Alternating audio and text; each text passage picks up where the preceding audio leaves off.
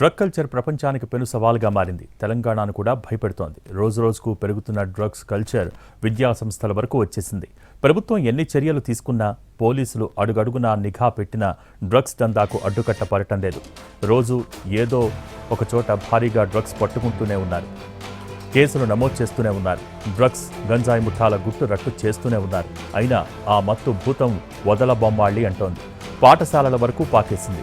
చాక్లెట్ల రూపంలో కూడా గంజాయి సరఫరా చేస్తున్నాయి మాదక ద్రవ్యాల ముఠాలు. ఈ పరిస్థితి కొనసాగితే యువతరం పరిస్థితి ఏంటి? మత్తులో జోగాల్సిందేనా? వారి కుటుంబాలు కుప్పకూలిపోవాల్సిందేనా? దీనిపైనే తెలంగాణ సీఎం రేవంత్ రెడ్డి ఆందోళన వ్యక్తం చేస్తున్నారు.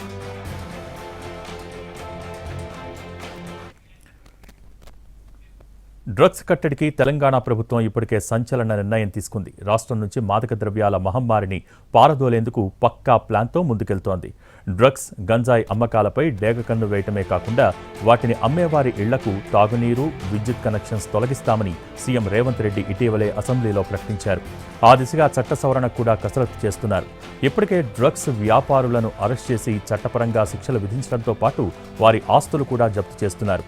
తెలంగాణలో డ్రగ్స్ను నివారించే ఉద్దేశంతో ప్రభుత్వం యాంటీ నార్కోటిక్స్ బ్యూరోను కూడా ఏర్పాటు చేసింది.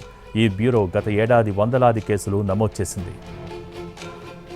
ఎన్ని చర్యలు చేపట్టినా డ్రగ్స్ దందాకు అడ్డుకట్టపడటం లేదు. రోజురోజుకు డ్రగ్స్ వినియోగం పెరగటంపై సీఎం రేవంత్ రెడ్డి ఆందోళన వ్యక్తం చేశారు. గంజాయి వినియోగం కూడా పెరిగిందని చెప్పారు. తెలంగాణ మరో పంజాబ్లా తయారయ్యే పరిస్థితి ఉందని ఆందోళన వ్యక్తం చేశారు ముఖ్యమంత్రి రేవంత్ రెడ్డి.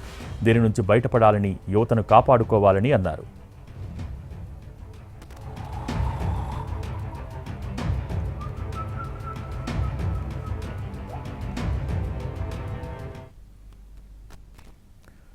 హైదరాబాద్లోనే కాదు, చిన్న చిన్న ప్రాంతాల్లోనూ గంజాయి ఎక్కువైపోయిందని అన్నారు సీఎం రేవంత్ రెడ్డి. సింథటిక్స్ డ్రగ్స్తో పాటు కొకైన్ ఎక్కువైపోయిందన్న ఆయన ఇది తెలంగాణ సమాజాన్ని భయపెడుతోందని అన్నారు. తెలంగాణ వేగంగా పంజాబ్ వైపు ప్రయాణం చేస్తోందన్న రేవంత్ రెడ్డి ఊహించలేనంత వేగంగా తెలంగాణను ఆక్రమించుకుంటున్నాయని అన్నారు.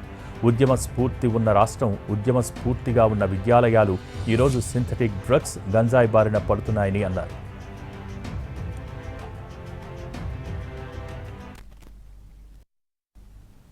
ఎందుకంటే ఈరోజు హైదరాబాద్లో కాదు, చిన్న చిన్న ప్రాంతాలలో కూడా గంజాయి చాలా ఎక్కువైపోయింది. సింథటిక్ డ్రగ్స్ ఎక్కువైపోయినాయి, కొకేన్ ఎక్కువైపోయింది. ఇది తెలంగాణ సమాజాన్ని భయపెడుతుంది. తెలంగాణ వేగంగా పంజాబ్ వైపు ప్రయాణం చేస్తుంది. అసలు ఊహించలేనంత వేగంగా ఈ మాదక ద్రవ్యాలు అనేది తెలంగాణను ఆక్రమించుకుంటాయి. ఓనాడు ఉద్యమ స్ఫూర్తి ఉన్న తెలంగాణ రాష్ట్రం, ఓనాడు ఉద్యమాలకు వేదికలైన యూనివర్సిటీలు, కాలేజీలు ఈరోజు ఈ సింథటిక్ డ్రగ్స్ కానీ లేకపోతే గంజాయి బారిన పడుతున్నారు. వాళ్ళు ముఖ్యంగా ఉద్యోగం లేక, ఉపాధి లేక వీటి వైపు బానిసలు అవుతున్నారు. అందుకే ఈ అవకాశాన్ని సద్వినియోగం చేసుకొని తెలంగాణ $1 ట్రిలియన్ ఎకానమీకి చేరుకోవాలి అని అంటే దీన్ని వేగంగా ముందుకు తీసుకెళ్ళాలి. ఎందుకంటే ఈరోజు హైదరాబాద్లో కాదు, చిన్న చిన్న